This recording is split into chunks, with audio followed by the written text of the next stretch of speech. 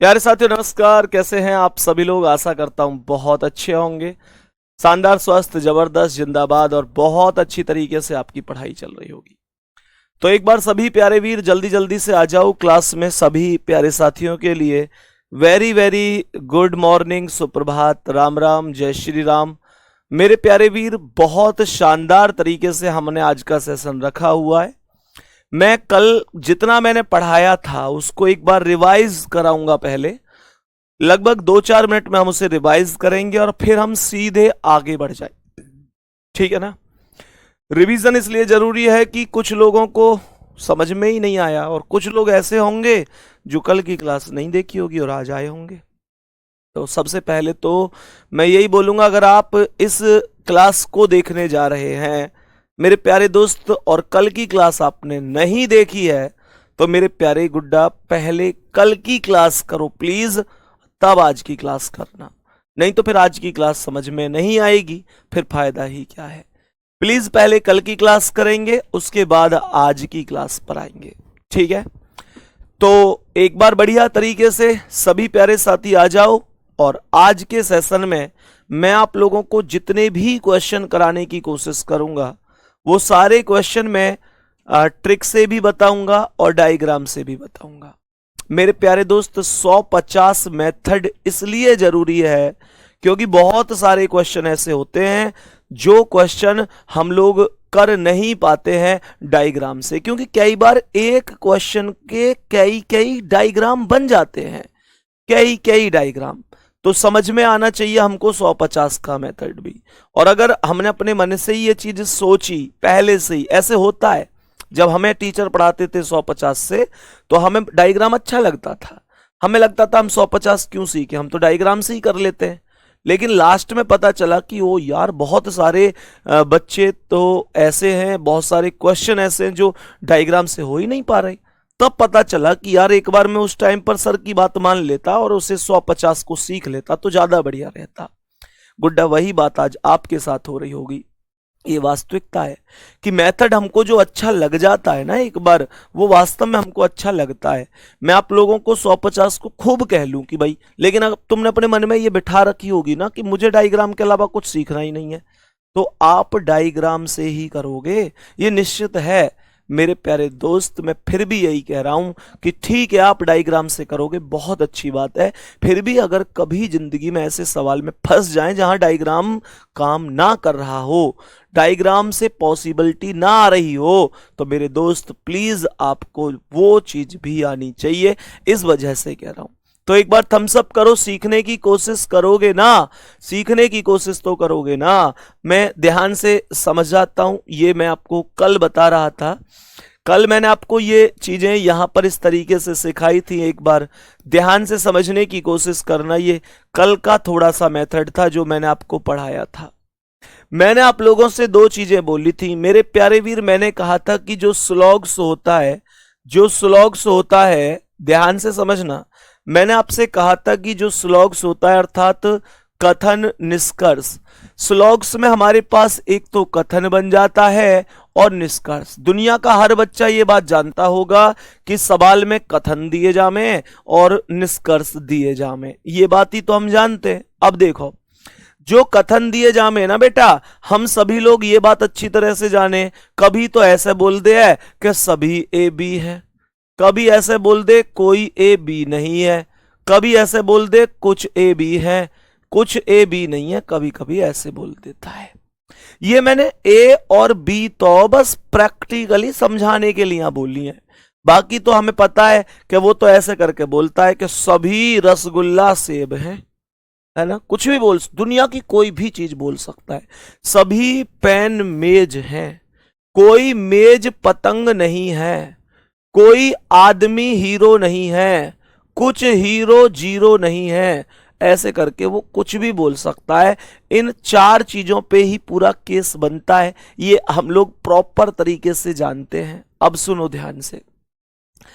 तो गुड्डा, ये जो चार चीजें ना, इनमें से जो ये ऊपर की दोनों है, सभी और कोई नहीं, ये हमारी यूनिवर्सल कैटेगरी में आती है।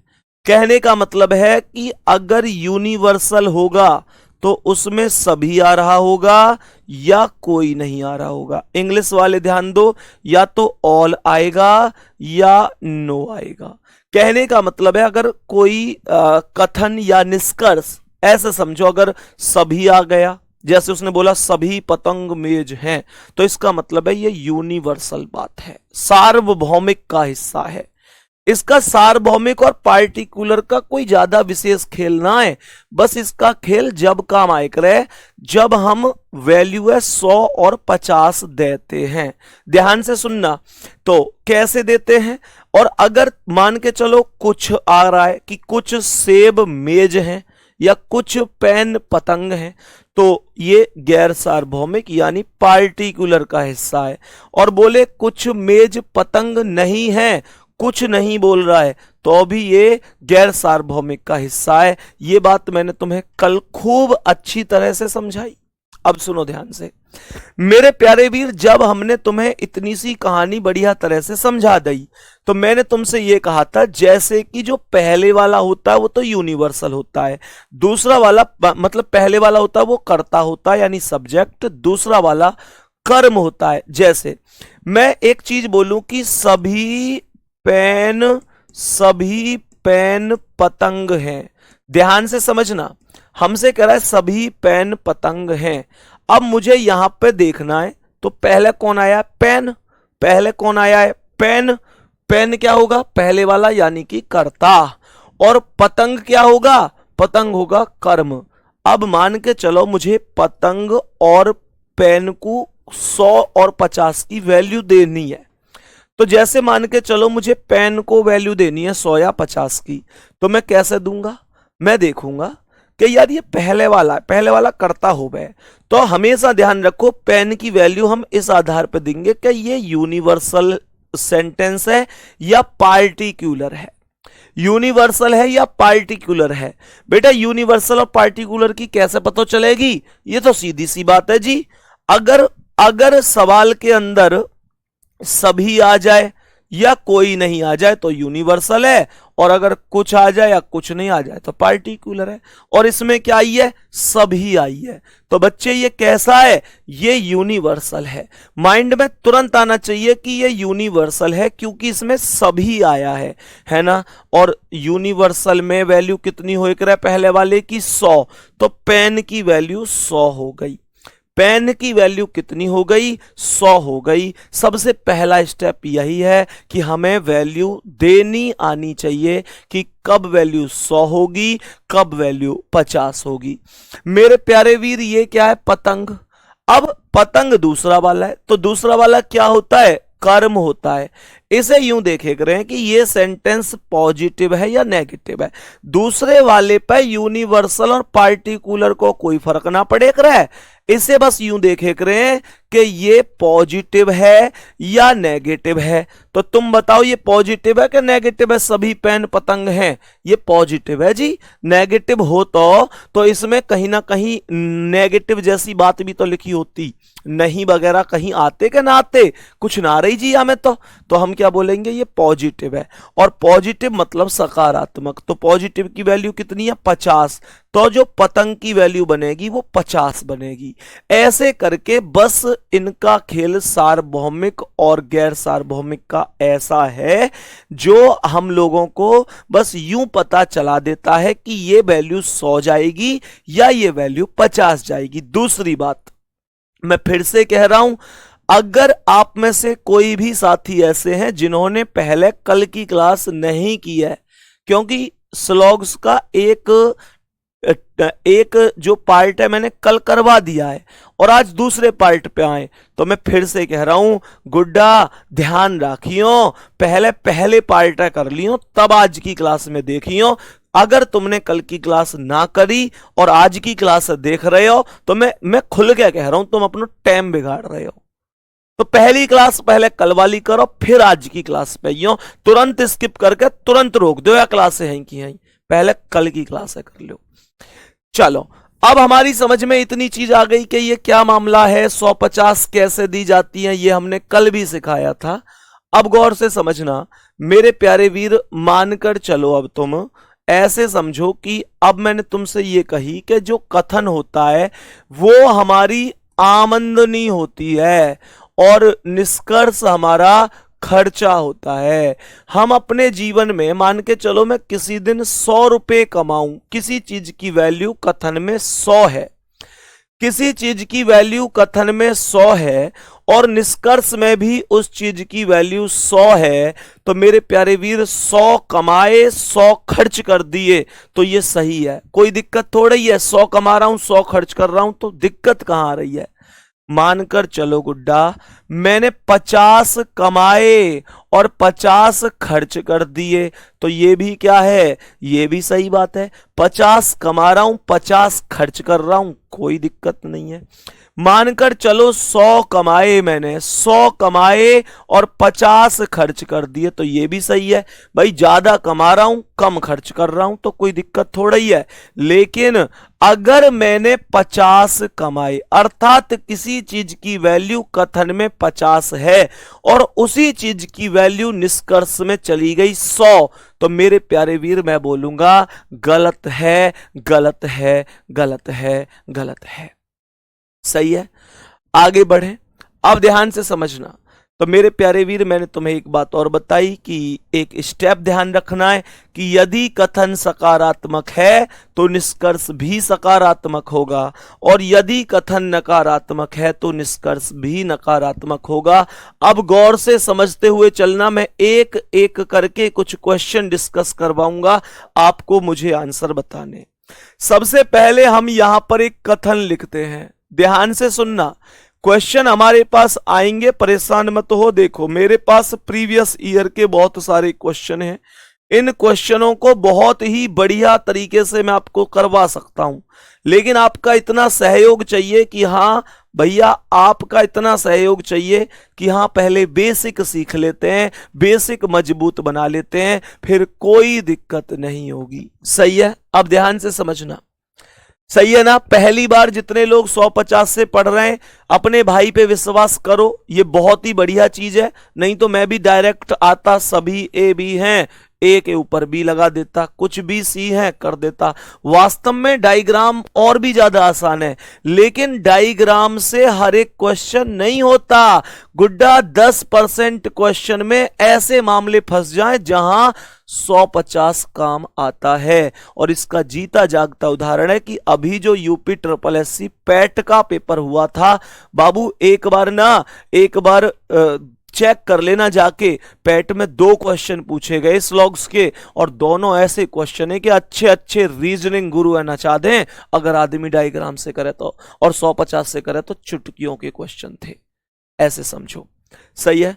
तो मेरे प्यारे वीर क्या बोलेंगे, जैसे कथन ने हमसे कहा है कि कुछ ए बी है, इनकी 150 की वैल्यू बांटो जल्दी से, 150 की इनकी वैल्यू बांटो जल्दी से और मुझे इन निष्कर्ष का आंसर बता दो, मुझे इन निष्कर्ष का आंसर बता दो। कुछ ए बी है।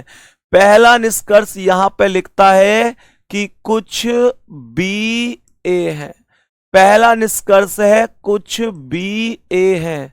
दूसरा निष्कर्ष यहां पर है सभी ए सी है, सभी ए सी है। और तीसरा निष्कर्ष है कोई ए सी नहीं है, कोई ए सी नहीं है। बताओ गुड्डा क्या आंसर हो सकता है इसका। 150 से करने की कोशिश करो।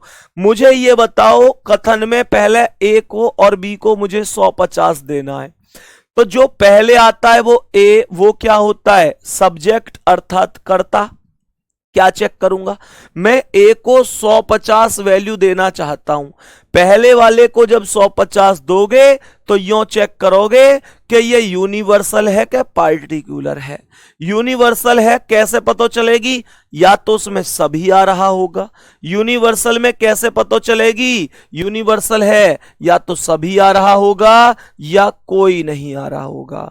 और पार्टिकुलर में कैसे पता चलेगी? या तो कुछ आ रहा होगा या कुछ नहीं आ रहा होगा। तुम मुझे ये बताओ इसमें क्या आ रहा है? कुछ आ रहा है। तो ये ए क्या है? एक किससे जुड़ा है? सब्जेक्ट तो है, पहला वाला तो है, पर यूनिवर्सल नहीं है। यूनिवर्सल नहीं है, पार्टिकुलर है। तो कितनी वैल्यू आवेगी इसकी? 50 वैल्यू आवेगी भैया। यहां तक कोई दिक्कत है? और इस बी की कितनी आवेगी भैया? दूसरे वाले में जो वैल्यू दी जाए ना, जो वैल्यू दूसरे वाले में दी जाए सेकंड में कर्म में, वो देखी जावे कि पॉजिटिव है या नेगेटिव है। और चेक करो ये कैसी है? ये सकारात्मक को 50 हो गए, और ये सकारात्मक ही तो है कि कुछ ए बी है। तो बी की जो वैल्यू आवेगी वो 50 आवेगी। यहां तक कोई दिक्कत तो ना है? ए की जो आमंदनी है वो भी 50 है। आमंदनी क्यों बोल रहा हूं? क्योंकि कथन आमंदनी तो हो एक रहे, कथन आमंदनी हो एक रहे, निष्कर्ष खर्चा हो एक रहे। बहुत नॉर्मल लगने लग जाएगा यार तुम्हें, ये तुम समझो तो सही, तुम समझो तो सही, बहुत नॉर्मल सो लगने लग जाएगा तुम्हें पूरा ही टॉपिक। तो सवाल क्या कर रहा है? ए की वैल्यू 50 है, बी की वैल्यू 50 है। 50 ए की आमंदनी है, 50 ही बी की आमंदनी है। यहां देखियो, यहां बी की वैल्यू कितनी है भैया? 50 आवेगी। क्यों? क्योंकि पहले वाले में चेक करें यूनिवर्सल है क्या पार्टिकुलर है। यूनिवर्सल हो तो सभी या कोई नहीं आवे, पार्टिकुलर हो तो कुछ या कुछ नहीं आवे। अब इसमें कुछ आ रही है तो ये पार्टिकुलर है। पार्टिकुलर में पहले वाले की वैल्यू 50 हो करे। ए की कितनी आवेगी? इसकी भी 50 आवेगी। क्यों? क्योंकि भैया दूसरे वाले में यो चेक करें कि दूसरा वाला जो है वो कौन है? वो पॉजिटिव सेंटेंस है क्या नेगेटिव सेंटेंस है? तो ये कह रहा है कुछ भी, कुछ ए बी है या कुछ भी ए। इसे देख लो ऐसे। अब तो इसे देखेंगे क्या ये कुछ भी है पॉजिटिव है। पॉजिटिव में कितनी हो एक रहे वैल्यू? हमेशा 50 हो एक रहे, तो 50 लिख दी। सही है ना मेरे प्यारे गुड्डा? ए ने 50 रुपया कमाए, 50 खर्च कर दिए तो सही है। बी ने यहां 50 कमाए, 50 खर्च कर दिए तो सही है। पहला वाला निश्चित रूप से सही हो गया। पहला वाला निश्चित रूप से सही हो गया मेरे प्यारे गुड्डा। इसने कही है सभी ए सी हैं, सभी ए सी हैं। तो मुझे एक बात बताओ, ए की वैल्यू कितनी है? पहले वाला अगर यूनिवर्सल है तो वैल्यू 100 होती है। पहले वाला अगर यूनिवर्सल है तो वैल्यू 100 होती है। और जैसे ही ए की वैल्यू 100 हुई, तुरंत मैं क्या बोलूंगा भैया? ए की वैल्यू 50 थी। ए से कथन में कितनी वैल्यू आई? 50 वैल्यू आई। और यहां कितनी वैल्यू है? यहां कितनी वैल्यू है? यहां 100 है। 50 आमंदनी, 100 खर्चा। ओहो भैया ना, भैया ना। 50 आमंदनी, 100 खर्चा, कर्ज में जावेगो के ना। अर्थात ये गलत हो गया, अर्थात दूसरा वाला गलत हो गया, ये सही नहीं है। और लास्ट वाला तो परमानेंट गलत है। क्योंकि मैंने तुम्हें यहां याद करो एक बात लिखवाई कि if our statement is positive then conclusion must be positive, and if our statement is negative then conclusion must be negative. कथन सकारात्मक है तो निष्कर्ष भी सकारात्मक बनेगा, कथन नकारात्मक है तो निष्कर्ष भी नकारात्मक बनेगा। और मेरे गुड्डा देखियो ये नहीं आ रही है, ये रहा पॉजिटिव कथन है तो ये नेगेटिव कैसे बन सके है?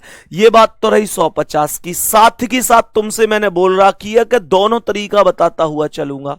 तो मेरे प्यारे गुड्डा डायग्राम से कैसे करते हैं उसे? नो डाउट बहुत आसान है, बहुत आसान है डायग्राम से। डायग्राम वालों खुश हो जाओ, तरीका दोनों बताऊंगा हर एक क्वेश्चन के, क्योंकि मैं तुम पे कोई प्रेशर ना बनाना चाहूं बाबू। ऐसे ना देखो, मैं तुम्हें ये तो बता सकूं कि ज्यादा बढ़िया कॉन्सेप्ट ये है, लेकिन मैं तुम पे यूं प्रेशर भी ना बना सकूं कि ना तुम यही सीखो, वाह कैसे वाह सीखो ही मत, या मैं यही सिखाऊंगा उसे सिखाऊंगा ही ना। बेटा मैं तुम्हें दोनों तरीका बताऊंगा, क्योंकि मुझे पता है कि प्रेशर बनाऊंगा तो हो सकता है कि आज तुम पे बहुत अच्छी तरीके से डायग्राम वाला आता हो, फिर तुम उसे भी भूल जाओ। मैं तुम लोगों के साथ हूं हर स्थिति में, जैसे तुम समझ जाओ। मैं तुमको समझाने के लिए हूं, ना कि तुमको गुमराह करने के लिए।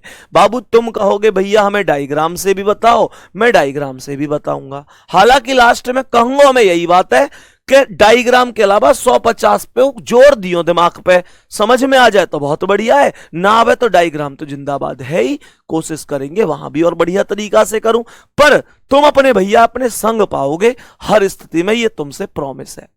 अगर मैं इसे 150 से करता हूं तो कैसे करता हूं? डायग्राम हमेशा ध्यान रखियो, डायग्राम बने कर कथन के हिसाब से, कथन के हिसाब से डायग्राम बने कर। ये कह रहा हूं कुछ ए बी है, तो हमने क्या बोल दी, कुछ ए बी है, ये तो हो गई ए, ये तो हो गई ए, और ये हो गई ए को थोड़ा सा हिस्सा बी है, कुछ ए बी है, इसका मतलब है ए का थोड़ा सा हिस्सा बी के अंदर है, तो हमने ये कुछ ए को बी बना दिया। अब जब डायग्राम बन जाए करे तो निष्कर्षण ने हमेशा डायग्राम में देख देख के चेक करे करें कि देखूं तो सही ये मामला क्या है। तो पहला निष्कर्ष कह रहा है कुछ बी ए है, तो देखियो ये जो हिस्सा बन के आए हुए है बीच में, ये तो कॉमन है ना यार, ये तो कॉमन हिस्सा है, ये वो हिस्सा है जहां पे दोनों को अधिकार है। ध्यान से सुनियो, मुझे ये बताओ कि इसने कहा है कुछ बी ए है, जो ए को जो हिस्सा बी के अंदर है वो हिस्सा बी को भी तो ए के अंदर है। बस तुम लोग यूं देखो कि इसने कही है कुछ बी ए है, क्या तुम्हें बी का ए से कुछ हिस्सा मिला हुआ दिख रहा है? यार खूब दिख रहा है, खूब दिख रहा है, बी और ए को गोला मिल रहा है आपस में, निश्चित रूप से मिल रहा है। तो इसका मतलब क्या है? इसका मतलब है कि पहले वाला सही है वास्तव में, बहुत बढ़िया। दूसरा कह रहा है सभी ए सी हैं, दूसरा कह रहा है सभी ए सी हैं। गुड्डा सभी ए सी पता कब होंगे? जब ए के ऊपर सी का गोला होगा। सभी ए सी जब होंगे जब ए के ऊपर सी का गोला होगा। मैं अब कह सकूं सभी ए सी है, ये कैसा कह दूं मैं सभी ए, सॉरी यहां पे ए सी लिख गया है ना, ये सी नहीं है, ये बी है, ठीक है। ये कितना है? ये सी नहीं है, ये मेरे प्यारे वीर ये है सभी ए बी है, सी नहीं बी, सी थोड़ा ही था, सी तो था ही नहीं, तो सभी ए बी है, और यहां पर है कोई ए बी नहीं है, तो ये बी ही कर लेना, सी तो गलती से आ गया है, कोई बात नहीं। अब ये बताओ इसने कही है सभी ए बी है, तो सभी ए बी जब तो होते जब ए के ऊपर बी का सर्कल ऐसा होना चाहिए था, पर ये ऐसा तो है ही ना, ये तो ऐसा है। एक बात सोचो यार, अगर सभी ए बी होते तो ये जो बी है ये ए के ऊपर ना होता, हर आदमी जाने इस बात है। तो अगर ऐसे ना आए तो फिर ये गलत जवाब है, फिर ये गलत जवाब है। दूसरी बात गुड्डा, अब एक और बात सोचियो, मैं क्या बताना चाह रहा हूं तुम्हें। इसने कही है कोई ए बी नहीं है, यार ये तो बन ही ना सके, पॉजिटिव ते कभी नेगेटिव तो बने कर ही ना है। पहली बात तो यूं समझ लो, पॉजिटिव सु कभी नेगेटिव ना बने कर है, तो ये पॉजिटिव है ये नेगेटिव है, खत्म है मामला, कोई दूर दूर तक हिसाब किताब ही ना है। तो ये भी गलत है। केवल कौन सा अनुसरण करेगा बाबू? पहलो वालो, केवल पहलो अनुसरण कर रहा है, पहला निष्कर्ष अनुसरण है। बताओ इतनी सी बात समझ में आ गई कि नहीं आ गई? मुझे यहां तक बता दो, क्या यहां तक हमें नॉर्मल कॉन्सेप्ट समझ में आया है? कोई भी डायग्राम हो कुछ भी हो, क्या प्रॉब्लम है हमें यहां तक? ये एक कथन दिया था मैंने तुम्हें भी बहुत नॉर्मल तरीके से। अब देखियो दो दो कथन आएंगे, तीन तीन आएंगे, चार चार आएंगे, और तुम माहिर होते चले जाएंगे। ध्यान से समझो, मैंने जैसे ही ये क्वेश्चन तुमको सिखाया, अब एक क्वेश्चन बहुत ही अच्छी तरह समझियो, इसे मैं हटा रहा हूं, एक कथन का कोई ज्यादा महत्व है ना, तो दो कथन के ज्यादा महत्व है। तो ध्यान से समझियो, मैं दो कथन लिख रहा हूं इस बार। सवाल को बहुत ही अच्छी तरीके से समझियो, सवाल क्या कह रहा है। कथन, पहला कथन है यहां पे, पहला कथन है कि कुछ पतंग जहाज हैं। सवाल ने कही है कुछ पतंग जहाज हैं, कुछ पतंग जहाज हैं, और दूसरा है यहां पर कथन, दूसरा कथन है कुछ हिरन, कुछ हिरन, कुछ हिरन, कुछ हिरन, यहां पे कह रहा है कुछ हिरन हीरो है, कुछ हिरन हीरो हैं, बहुत गौर से समझना। दो कथन यहां पर मैंने लिखे हैं। पहला कथन है कुछ पतंग जहाज हैं और दूसरा है कुछ हिरन हीरो हैं। सही है। अब गौर से समझिए। मैं निष्कर्ष नंबर 1 लिख रहा हूं। मैं निष्कर्ष नंबर 1 लिख रहा हूं। पहला निष्कर्ष क्या है? सुनो। पहला निष्कर्ष कहता है मेरे प्यारे वीर की कुछ पतंग हीरो हैं। करेक्ट, कुछ पतंग हीरो हैं। कुछ पतंग हीरो हैं। दूसरा निष्कर्ष कहता है सभी हीरो पतंग हैं। सभी हीरो पतंग हैं। सभी हीरो पतंग हैं। तीसरा निष्कर्ष क्या है? तीसरा है कुछ जहाज पतंग हैं। कुछ जहाज पतंग हैं। बताओ कौन सा सही हो सकता है इसमें? तीनों सही है, तीनों गलत हैं। क्या मामला है? ध्यान से समझियो। बहुत प्यार से कमेंट है तो करो ही मत, पेंसिल तो कॉपी पर चलाओ ही मत। मैं सिखा रहा हूं, सिखा दूंगा, ये प्रॉमिस है तुमसे। क्लास कितनी भी लेनी पड़ी हो, कोई जल्दी ना हम सिलेबस खत्म करने की, बहुत प्यार से सिखाऊंगा। गौर से सुनो। पहले तुम्हें मैं बस सिखाऊंगा इसे डायग्राम से। डायग्राम अगर बनाता तो मैं इसका कैसे बनाता, यह बात ध्यान रखियो बाबू। डायग्राम हमेशा कथन को ही बने कर है, कथन को ही डायग्राम बने कर है। ये कथन में पहले में क्या कह रहा है? कुछ पतंग जहाज हैं। कह रहा कुछ पतंग जहाज हैं। तो देखो ये हो गई पतंग, ये कौन हो गई? पतंग। और कुछ पतंग इनमें से जहाज हैं, तो ये कुछ पतंग हमने जहाज मान ली। यहां तक कोई दिक्कत तो नहीं है। इसने खुद बोली कि कुछ पतंग जहाज हैं, तो पतंग कुछ जहाज मान ली।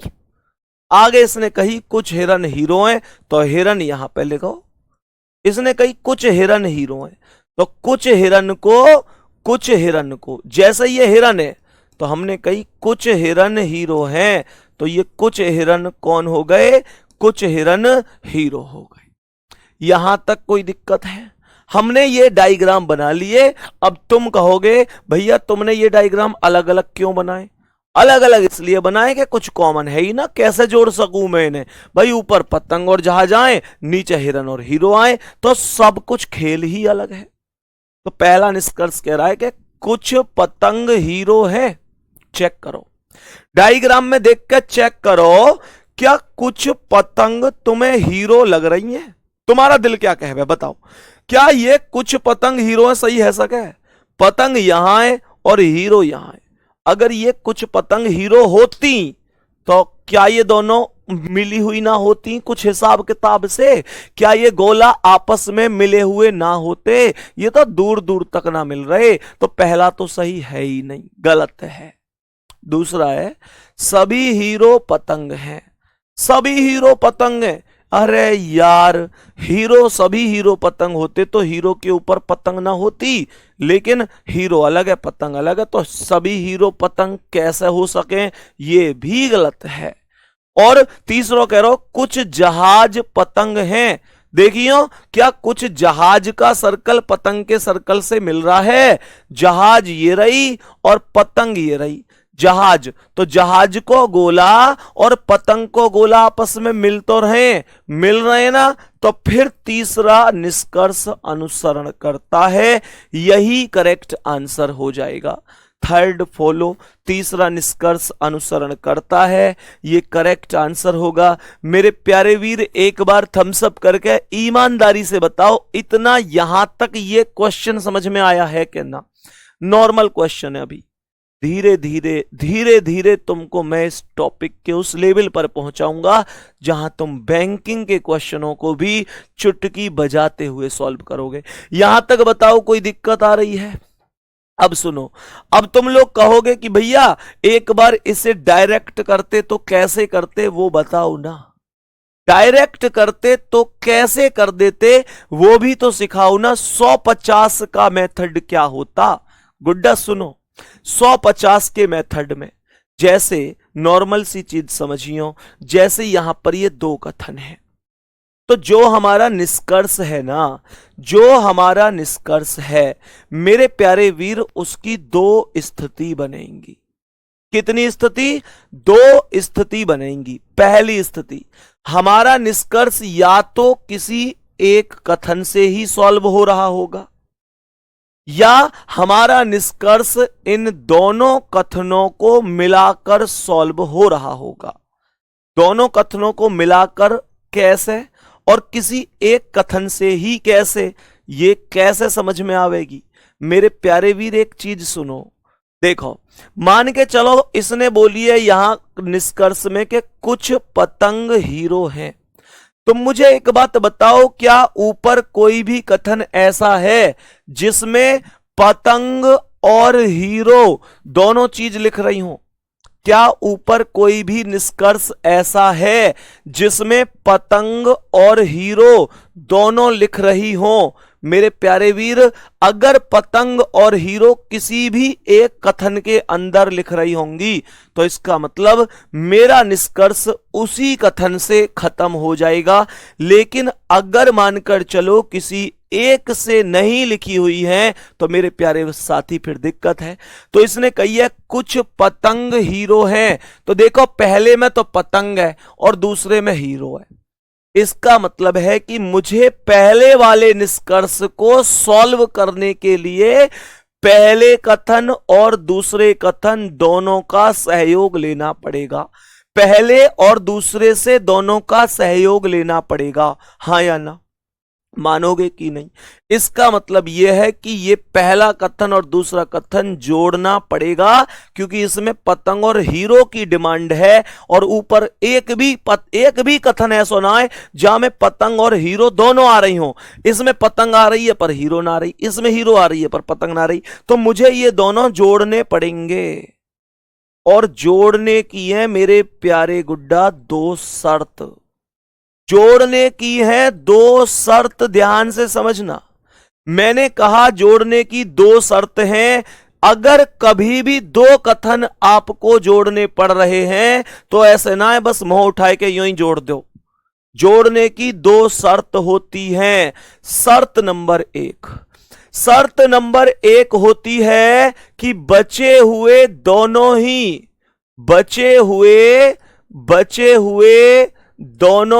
समान हो।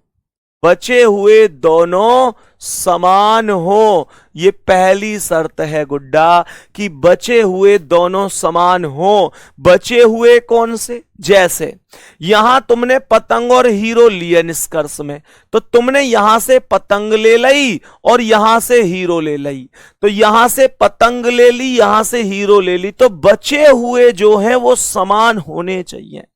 मैंने बोला ये पतंग ले ली, ये हीरो ले ली, तो यहां कौन बचा? जहाज, और यहां कौन बचा? हिरन। गुड्डा यही तो प्रॉब्लम है, यहां में पहली शर्त लागू ही ना है रही।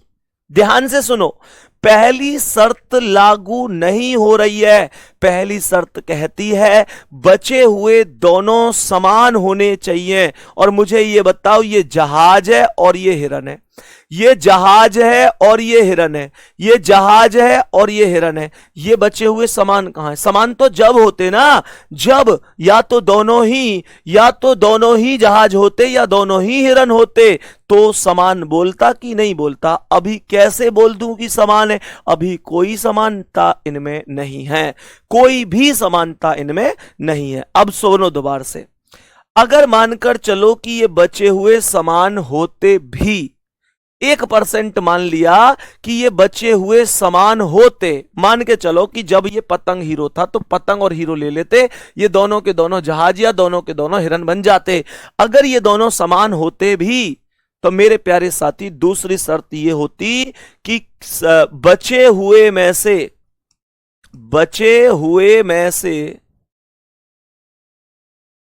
कम से कम किसी एक की वैल्यू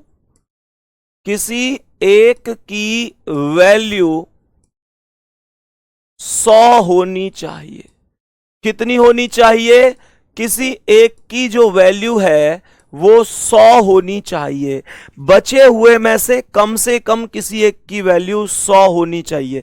तो पहले तो हम ये देखेंगे कि बचे हुए दोनों समान हैं, फिर देखेंगे बचे हुए में से किसी एक की वैल्यू 100 होनी चाहिए। वो अभी अगला सवाल ऐसा ही आएगा जिसमें समान होंगे ये, पर वैल्यू 100 देखी जाएगी। वो अभी सवाल लेके आऊंगा गुड्डा, परेशान नहीं होना है। अब यहां पर गौर से सुनो, तो मुझे ये बताओ कि यहां पर कुछ पतंग हीरो हैं, पतंग यहां हीरो यहां, तो क्या पहला और दूसरा आपस में मिल सकता है? जल्दी से यस और नो में कमेंट करके बताओ। मैंने कहा कि जल्दी से बताओ, क्या ये दोनों आपस में मिल सकते हैं, पतंग और हीरो? क्या ये मिल सकते हैं, पतंग और हीरो? सर पहला और दूसरा कथन तो मिल ही नहीं सकता ना। क्यों? क्योंकि पहली शर्त भी पूरी नहीं हो रही, बचे हुए दोनों समान हो। यहां जहाज है, यहां हिरन है, दोनों समान है ही नहीं। इस वजह से पहले निष्कर्ष को सॉल्व करने के लिए पहले और दूसरे कथन को जोड़ने की जरूरत पड़ रही है, और पहला और दूसरा कथन इस वजह से नहीं जुड़ पा रहा है क्योंकि बचे हुए दोनों समान नहीं है। और जब जुड़ ही नहीं पाएगा तो मैं कैसे कह सकता हूं सही है? जुड़ ही नहीं पा रहा तो गलत ही तो रहेगा, जुड़ ही नहीं पा रहा तो कैसे कह दूं कि सही है? फिर गलत ही तो रहेगा। गुड्डा दूसरे पर आइयो, दूसरा देखियो, चेक करियो पहले और दूसरे से हो रहा है या किसी एक से हो रहा है। सभी हीरो पतंग हैं, हीरो यहां है, पतंग यहां है, हीरो यहां है, पतंग यहां है, तो ये भी पहले प्लस दूसरे से सॉल्व हो रहा है, ये भी पहले प्लस दूसरे से सॉल्व हो रहा है। मुझे ये बताओ, ये भी पहले और दूसरे से सॉल्व हो रहा है। गुड्डा क्या पहले और दूसरे मिल सकें, जुड़ सकें? जब पहले और दूसरे ऊपर पहले ही निष्कर्ष में ना जुड़े तो दूसरे में क्या जुड़ेंगे? ये भी गलत है। और तीसरा चेक करो, क्या दोनों से हो रहा है या किसी एक से हो रहा है? तो मेरे प्यारे साथी, ये तो केवल पहले से ही सॉल्व हो रहा है। ये कह रहा है कुछ जहाज पतंग हैं, कुछ जहाज पतंग हैं। मुझे ये बताओ कि अगर ये बोल रहा है कि कुछ जहाज पतंग है, तो जहाज भी पहले में ही मौजूद है, पतंग भी पहले में ही मौजूद है।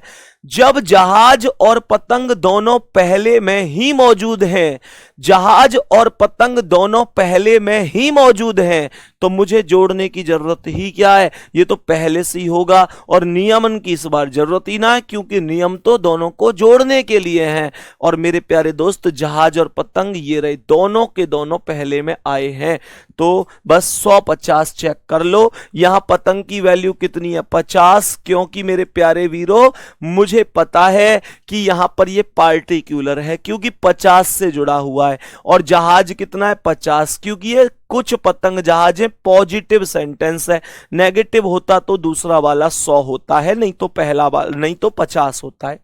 और यहां पर ध्यान से समझो, जहाज और पतंग यहां कितने? यहां जहाज 50 होगा, पतंग भी 50 होगा, क्योंकि मेरे प्यारे वीर, ये नेगेटिव नहीं है, सही है ना? तो यहां पर पतंग 50, पतंग 50, जहाज 50, जहाज 50, इस वजह से तीसरा वाला सही है। थम्स अप करके बता दो, क्या इतना सा समझ में आया? मेरे प्यारे वीर, क्या इतना सा समझ में आया है? हर एक शब्द को समझने की कोशिश करना। डायग्राम और 150 दोनों से सिखा दूंगा, ये पक्की बात है, ये पक्की बात है कि दोनों से सिखा दूंगा, लेकिन बहुत आराम से तसल्ली से समझने की कोशिश करनी है। ये नहीं है कि जल्दबाजी में बस ऐसे ही चल रहे हैं, समझ में आ जाएगा, ये प्रॉमिस है आप लोगों से। बताओ भाई, आगे बढ़ूं? अभी एक बार क्वेश्चन अगर इतना समझ में आया हो तो हम आगे बढ़ें। ये हमारे पास अभी केवल एक ही सवाल हमने किया है। मानकर चलो मैं यहां पर एक प्रश्न और लिखता हूं। यहां पर कथन लिखा हुआ है, पहला कथन, गौर से सुनना। पहला कथन है कि कुछ पतंग जहाज हैं। पहला कथन है कुछ पतंग जहाज हैं। पहला कथन है कुछ पतंग जहाज हैं। बहुत ध्यान से समझने की कोशिश करना। गुड्डा डायग्राम आसान पढ़ा के मैं भी तुमसे कह देता कि हाँ भाई बहुत बढ़िया है, सब समझ में आ रहा है, समझ रहे ना? आसान पढ़ाता, डायग्राम बता देता और तुमको लगता है यार सब कुछ समझ में आ रहा है, कोई दिक्कत नहीं है। लेकिन वास्तविकता यह है कि जब किसी मेरे कहने का मतलब क्या है, किसी सवाल में ना फंस जाओ, इस वजह से दोनों वैल्यू लेके चल रहा हूं। ध्यान से समझना, अब बहुत अच्छी तरीके से समझना। कह रहा है कुछ पतंग जहाज हैं, दूसरा यहां पर क्या लिख रहा है मेरे प्यारे साथी, दूसरा यहां पर लिखता है सभी जहाज, एक काम करते हैं, यहां पर लिखते हैं कुछ पतंग जहाज हैं, और कुछ पतंग जहाज हो गए, और यहां पर लिख देते हैं सभी जहाज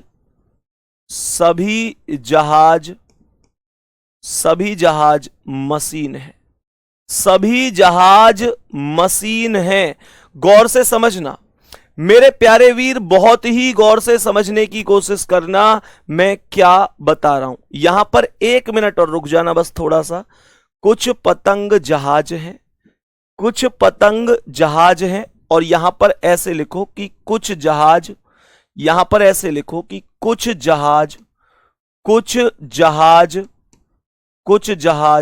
मशीन है, कुछ जहाज मशीन है, ऐसे लिखो। अब मुझे यह बताओ कि अगर मैं यहां पर निष्कर्ष लिखता हूं, गौर से समझना, मैं पहला निष्कर्ष लिखता हूं, और निष्कर्ष में मैंने बोला कि कुछ पतंग मशीन है। मुझे पहले तो यह बता दो कि यह किसी सिंगल से ही हो रहा है या दोनों को जोड़ना पड़ेगा। जल्दी से बताओ, मुझे यह बताओ कि किसी एक से ही हो रहा है या किसी एक से ही हो रहा है या दोनों से करना पड़ेगा। जल्दी से बताओ एक बार मेरे प्यारे गुड्डा। यह कह रहा है कि कुछ पतंग मशीन है, चेक करो क्या ये किसी एक कथन से ही सॉल्व होगा या दोनों से। कमेंट फास्ट कमेंट करके बताओ, जल्दी मुझे कमेंट करके बताओ कि ये किसी एक से ही सॉल्व होगा या दोनों से सॉल्व होगा। सर पतंग और मशीन अगर किसी एक कथन के अंदर आ रही होंगी तो एक से होगा, और एक के अंदर नहीं आ रही होंगी तो दोनों से होगा। सर पतंग यहां पर है पर मशीन नहीं है, सर मशीन यहां पर है पर पतंग नहीं है। तो कहने का मतलब यह हुआ मेरे प्यारे वीरों कि पहले और दूसरे दोनों से करना पड़ेगा, अर्थात दोनों कथन को आपस में जोड़ना पड़ेगा। और मेरे प्यारे वीरों, जब दोनों कथन को आपस में जोड़ेंगे तो मैंने कहा था ऐसा तो नहीं है कि बस यूं की यूं ही जाके जोड़ देंगे, हमको 2 शर्तों को पार करना पड़ेगा। पहली शर्त है बचे हुए दोनों समान हो। एक बार चेक करके बताओ क्या पहली शर्त फॉलो हो रही है गुड्डा? पहली शर्त कहती है बचे हुए दोनों समान हो, तो पहली शर्त फॉलो है क्या? सर ये पतंग और मशीन का ही तो चाहिए मुझे निष्कर्ष में। तो अगर मैं यहां से पतंग ले लूं, यहां से मशीन ले लूं, तो क्या बचे हुए दोनों समान हैं? बोलो, क्या बचे हुए दोनों समान हैं? भैया समान हैं। क्यों? क्योंकि यहां भी जहाज है और यहां भी जहाज है। भाई बचे हुए दोनों समान ही तो हुए, क्योंकि यहां भी जहाज है। भाई यहां पतंग ले लिया तो जहाज बचा, या मशीन ले लिया तो जहाज बचा। भाई पतंग और मशीन लेने के बाद जहाज ही तो बचा दोनों जगह, तो बचे हुए दोनों समान ही तो हुए। लेकिन एक शर्त पास होने से बात नहीं बनेगी, शर्त नंबर 2 भी पास होनी चाहिए। जब पहली शर्त पास हो जाए तो दूसरी शर्त भी पास होनी चाहिए, और दूसरी शर्त कहती है गुड्डा की जो बचे हुए थे, अर्थात जो जहाज बचे हुए थे, उनमें से कम किसी एक की वैल्यू तो 100 हो। दोनों की वैल्यू 100 हो जाए तो चलेगा, दोनों की वैल्यू 100 हो तो कोई बात है ही नहीं, फिर तो मजे ही मजे। लेकिन किसी एक की वैल्यू तो 100 हो। मुझे बताओ क्या इनमें से कोई भी जहाज ऐसा है जिसकी वैल्यू 100 है? क्या इनमें से कोई भी जहाज ऐसा है जिसकी वैल्यू 100 है? जल्दी से बताओ। सर मेरा दोस्त बैच लेना चाहता है, क्या अभी भी चालू है? हाँ जी, जितने भी दोस्त हैं आप लोगों के जो बैच से जुड़ना चाहते हैं बिल्कुल चालू है, कोई दिक्कत नहीं है। जितनी क्लासें हो गई हैं वो सब रिकॉर्डेड फॉर्म में उपलब्ध रहेंगी, कोई दिक्कत नहीं है। मुझे बताओ जल्दी से, मुझे बताओ क्या कोई भी जहाज ऐसा है जिसकी वैल्यू 100 है? सर किसी भी जहाज की वैल्यू 100 नहीं है। सर पहले जहाज की वैल्यू इस वजह से 100 नहीं है क्योंकि ये पॉजिटिव है, और दूसरा वाला यही तो देखा जाता है पॉजिटिव है कि नेगेटिव। और इस जहाज की वैल्यू 100 इसलिए नहीं है क्योंकि ये कुछ से जुड़ा हुआ है, अर्थात पार्टिकुलर से जुड़ा हुआ है। यूनिवर्सल 100 होता है मेरे वीर, किसी भी की भी वैल्यू 100 नहीं है। और जब किसी की भी वैल्यू 100 नहीं है, जब किसी की भी वैल्यू 100 नहीं है तो गुड्डा क्या करूंगा, मैं एक सीधे से कॉन्सेप्ट पे जाऊंगा यार कि ये दोनों जुड़ नहीं सकते क्योंकि शर्त नंबर 2 फेल हो चुकी है, अर्थात ये दोनों नहीं जुड़ सकते। और जब नहीं जुड़ सकते, जब नहीं जुड़ सकते गुड्डा तो क्या बोलूंगा, मैं बोलूंगा कि जब नहीं जुड़ सकते तो ये सही भी नहीं हो सकता, अर्थात गलत रहेगा। तो ये वाला निष्कर्ष गलत हो गया क्योंकि पहला दूसरा जुड़ा नहीं है। थम्स अप करके एक बार बताओगे नहीं क्या कि समझ में आई बात की नहीं आई? बोलो जल्दी से, क्या बात समझ में आई है मेरे प्यारे गुड्डा? अब ध्यान से देखियो, मान के चलो मैं आप लोगों से अब बोलूं कि डायग्राम से करते तो कैसे करते। इसने कही कि कुछ पतंग जहाज हैं, डायग्राम कथन से ही बनेगा, ध्यान रखना है। तो हमने कहा कुछ पतंग जहाज हैं, तो ये क्या हो गए, पतंग, और कुछ पतंग क्या है, कुछ पतंग जहाज हैं। तो ये कुछ पतंग जहाज हो गई, और कुछ जहाज मशीन है, तो ये कुछ जहाज मशीन हो गई। अब मुझे ये बताओ कि क्या कुछ पतंग मशीन है? सही है क्या? निष्कर्ष चेक करो, कुछ पतंग मशीन है, तो क्या डायग्राम में कुछ पतंग मशीन है? यार पतंग तो यहां है, मशीन तो यहां है, तो क्या पतंग और मशीन दोनों मिल रहे हैं? नहीं, बीच में जहाज आ रहा है, बीच में जहाज आ रहा है, अर्थात ये दोनों नहीं मिल सकते। बात समझ में आ रही है? बात समझ में आ रही है? इस वजह से कहूंगा कि ये गलत है।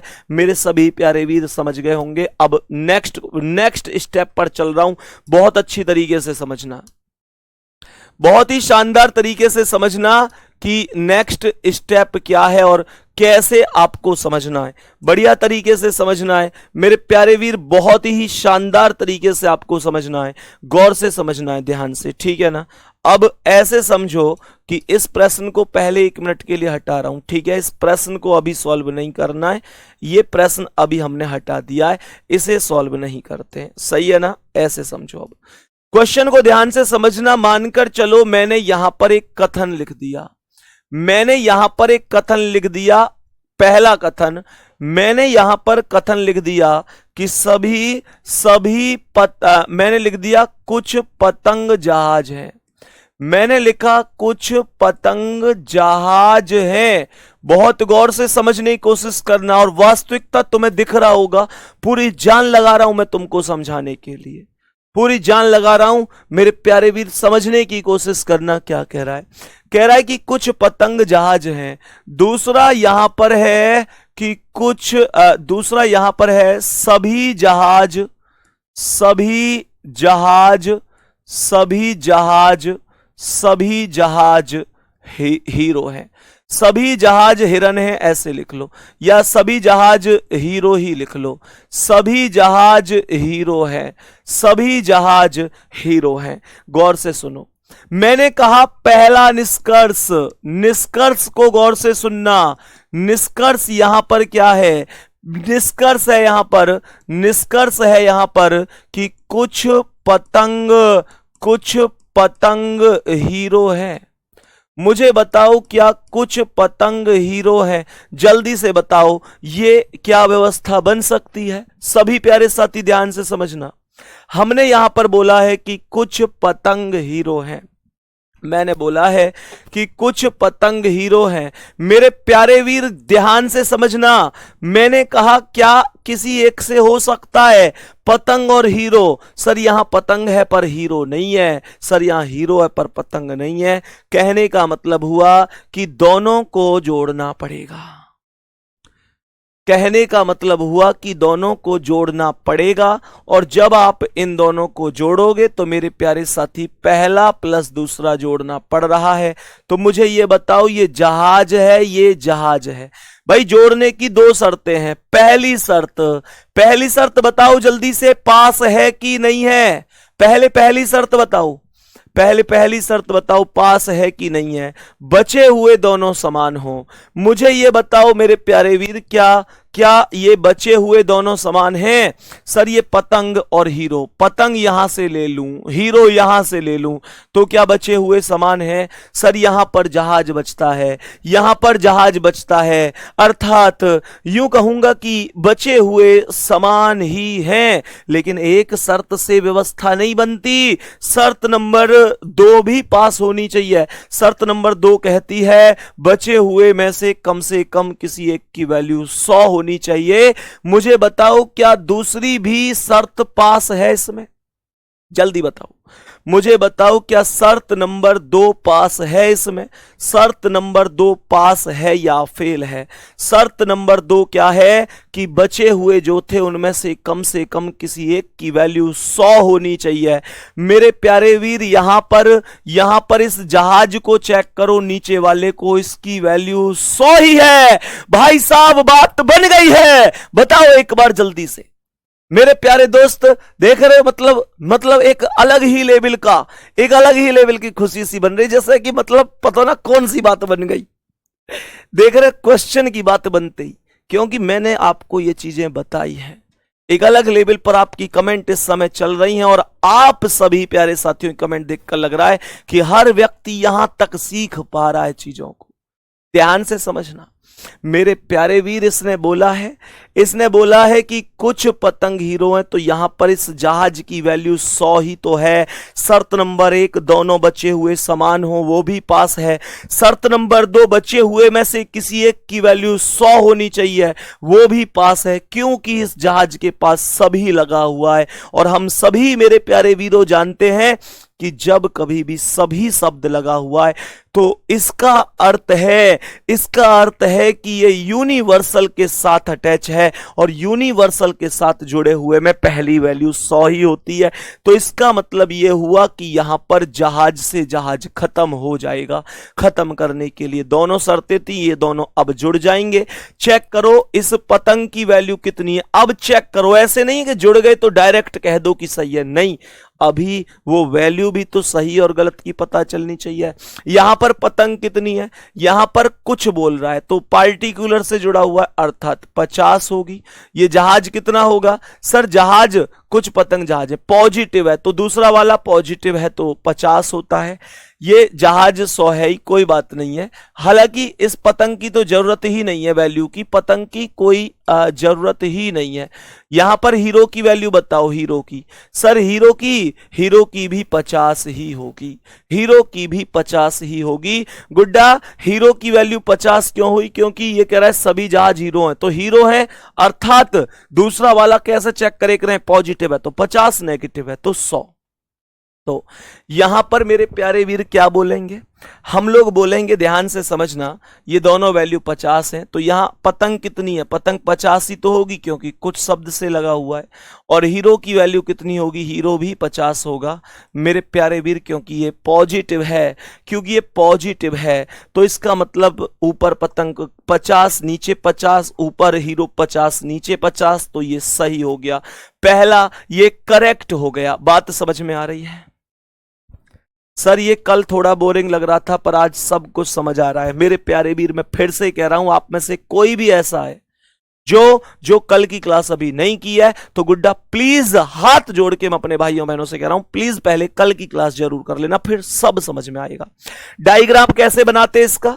कुछ पतंग जहाज हैं तो ये पतंग होते, और कुछ पतंग जहाज हैं तो ये कुछ पतंग जहाज हो जाते, और सभी जहाज हीरो तो सभी जहाज के ऊपर हीरो आ जाता। और ये कह रहा था कुछ पतंग हीरो, तो पतंग का गोला हीरो के गोले से मिला हुआ तो है, इस वजह से सही था। बोलेंगे बात समझ में आई कि नहीं? यहां तक बताएंगे। कुछ लोगों को अभी हो सकता है ऐसे भी लग रहा हो कि भैया 150 में थोड़ा सा टाइम ज्यादा लग रहा है, पर वास्तविकता बता रहा हूं इससे तुम बहुत बढ़िया सीखोगे। अभी लग रहा है तुम्हें टाइम ज्यादा, जब 2-2 कथन 3-3 कथन आएंगे तो तुम्हें यही याद आएगा, और अगर तुमने 150 सीख लिया तो बहुत आसान तुम्हारे लिए होगा। दूसरी बात, आपको एक छोटी सी सूचना और देनी थी मेरे प्यारे वीर, उस सूचना को एक बार सभी प्यारे साथी जरूर सुन लेना। और ये खास तौर से सूचना उन लोगों के लिए है जो खुर्जा के पास से हैं, जो खुर्जा के पास से हैं अर्थात खुर्जा पहुंच सकते हैं। मेरे प्यारे वीर, मैं आप लोगों से मिलने के लिए, मेरे प्यारे वीर जितने भी प्यारे साथी खुर्जा या खुर्जा के आसपास से हैं, मेरे प्यारे वीर मैं आप लोगों से मिलने के लिए परसों अर्थात 22 जून को, परसों अर्थात 22 जून को दिन सैटरडे बैठ रहा होगा मेरे प्यारे वीर, आप लोगों से मिलने मेरे प्यारे साथी के लाइब्रेरी, के लाइब्रेरी। आप कहोगे भैया जी ये कहां पर है, तो मेरे प्यारे वीर ये है आपकी जो एक मैं कहूंगा शारदा जैन मैरिज होम के पास, शारदा जैन मैरिज होम के पास। आप कहोगे भैया शारदा जैन मैरिज होम कहां पर है, तो मैं कहूंगा मेरे प्यारे वीर एक स्कूल है खुर्जा से, जब जेवर रोड पे बाहर निकलते हैं, ये खुर्जा जेवर रोड पर है। क्या बोलेंगे, खुर्जा जेवर रोड पर है। दूसरी बात मेरे प्यारे दोस्त, आप कहोगे ये शारदा जैन मैरिज होम कहाँ है, तो ये है NR पब्लिक स्कूल के पास, NR पब्लिक स्कूल के पास। मेरे प्यारे वीर जितने भी प्यारे साथी खुर्जा या उसके आसपास से, 22 जून दिन शनिवार सुबह मेरे प्यारे साथी 9:30 बजे, कितने बजे, सुबह 9:30 बजे मेरे प्यारे दोस्त सभी साथियों को पहुंच जाना है, सभी मेरे प्यारे साथियों को पहुंच जाना है। और मेरे प्यारे वीर पहले हम लोग बैठकर बातें करेंगे, मैं आपकी समस्या सुनूंगा जितनी आपकी समस्याएं होंगी, और उसके बाद मेरे प्यारे वीर यहाँ पर मेरे प्यारे वीर हमने फिर खाने की भी व्यवस्था की है। और मेरे प्यारे दोस्त फिर घर से खाना मत खा के आना, यहीं पे ही खाना बनवाया है मैंने, ठीक है ना, तो यहीं पर खाना बनवाया है। मेरे प्यारे दोस्त आराम से साथ बैठकर खाना खाएंगे। तो मेरे प्यारे वीर कहने का मतलब है पहले हम लोग आपस में लगभग 1 घंटे 1.5 घंटे बात करेंगे, उसके बाद हम लोग खाना खाएंगे वहीं पर, फिर वहां से विदा लेंगे, ठीक है।